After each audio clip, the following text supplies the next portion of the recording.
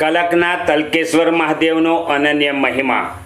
તારીખ 21/8/2025ના રોજ વ્યતિપાત યોગ થતો હોય ભવ્ય મેળો યોજાશે। જંબુસરથી આશરે 5 કિલોમીટરના અંતરે આવેલ આજનું કલક ગામ, જ્યાં સ્વયંભૂ તલકેશ્વર મહાદેવ બિરાજમાન છે।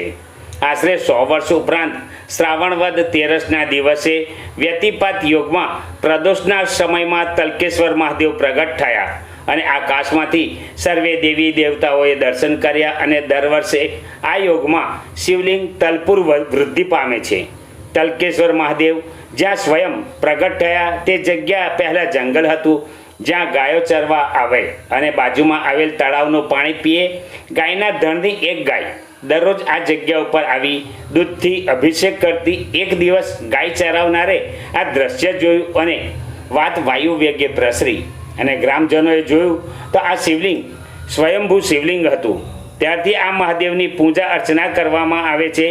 પ્રતિવર્ષ વ્યતિપાત યોગના દિવસે આ શિવલિંગ તલપુર વધે છે। પહેલાંના સમયનું તલક ગામ, જે આજે કલકના નામથી ઓળખાય છે, તેમ ગ્રામજનો દ્વારા જાણવા મળ્યું હતું।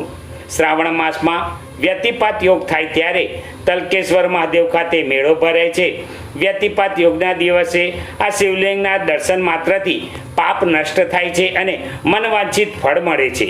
ચાલુ વર્ષે પ્રતિવર્ષની જેમ તારીખ 21/8/2025ના રોજ શ્રાવણ માસમાં વ્યતિપાત યોગ થતો હોય ગ્રામજનો દ્વારા ભવ્ય મેળાનું આયોજન કરવામાં આવ્યું છે, જેનો લાભ લેવા સરપંચ ઇન્દ્રવદનભાઈ લીંબચિયા અને પંચાયત સભ્યો ગ્રામજનો દ્વારા જણાવવામાં આવ્યું છે। તલકેશ્વર મહાદેવ કી જય।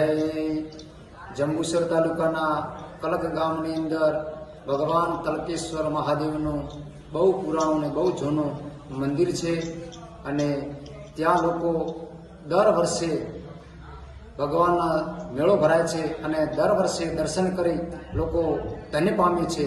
અને એ વ્યતિપાતના દિવસે શ્રાવણ વદ 12 અથવા 13ના દિવસે વ્યતિપાત હોવાના કારણે મેળો લાગે છે અને ભગવાન તલકેશ્વર મહાદેવનું નામ કે દર વર્ષે ભગવાન વ્યતિપાતના યુગની અંદર તલભાર વધવાથી ભગવાનનું નામ તલકેશ્વર પાડ્યું છે। એમનો બહુ મહિમા છે। સ્વયંભૂ શિવલિંગ હોવાથી દરેક લોકોનું મનવાંછિત ફળની પ્રાપ્તિ થાય છે। આ વખતે શ્રાવણ વદ 13 અને ગુરુવાર તારીખ 21/8/2025ના રોજ ભવ્યથી ભવ્ય ભગવાનનો મેળો ભરાશે અને દરેક કલક ગામના સહભાગથી મેળાનું આયોજન કરવામાં આવ્યું છે અને દરેક લોકો મેળાની અંદર પધારવા હાર્દિક આમંત્રણ છે અને દરેકને મેળાની અંદર આવી ભગવાનના દર્શન કરી પોતાનું મનવાંછિત ફળની પ્રાપ્તિ કરે। મેળાની અંદર દરેક લોકો આવવાથી દરેકની મનોકામના પૂર્ણ થાય છે।